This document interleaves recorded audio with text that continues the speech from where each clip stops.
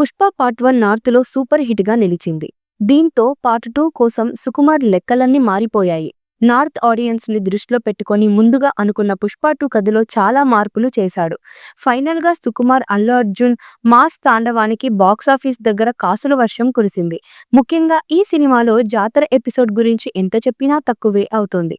చీర కట్టి బన్నీ చేసిన మాస్ జాతర గూస్ బంప్స్ వచ్చాయి. సినిమాకే గంగమ్మ జాతర ఎపిసోడ్ హైలైట్గా నిలిచింది.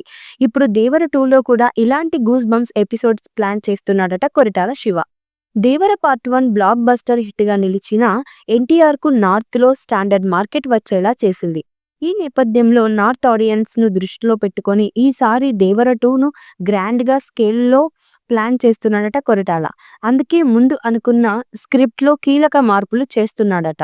పుష్ప 2 తరహాలో 1 కాదు 3 కాదు 4 ఎపిసోడ్స్ గూస్ బంప్స్ వచ్చేలా దేవరకు సంబంధించిన ఫ్లాష్ బ్యాక్ ఎపిసోడ్స్ను పిక్స్లో ప్లాన్ చేస్తున్నాడట. అలాగే ఈసారి సైఫ్తో పాటు మరో విలన్గా బాబీ డియానియల్ రంగంలోకి దింపుతున్నాడట. మొత్తంగా ఈసారి ఎర్ర సముద్రం మీద జరిగే యుద్ధానికి పాన్ ఇండియా బాక్సాఫీస్ బద్దలయ్యేలా చాలా జాగ్రత్తలు తీసుకుంటున్నాడట. అయితే ఈ సినిమా సెట్స్ పైకి వెళ్ళడానికి కాస్త సమయం పట్టేలాగా ఉంది. ఇప్పటికే వార్ 2 ఆల్మోస్ట్ పూర్తి చేసి యంగ్ టైగర్ నెట్స్ ప్రశాంత్ అనిల్ సినిమాను సెట్స్ పైకి తీసుకెళ్లబోతున్నాడు. ఆ తర్వాతే దేవర 2 ఉండనుంది.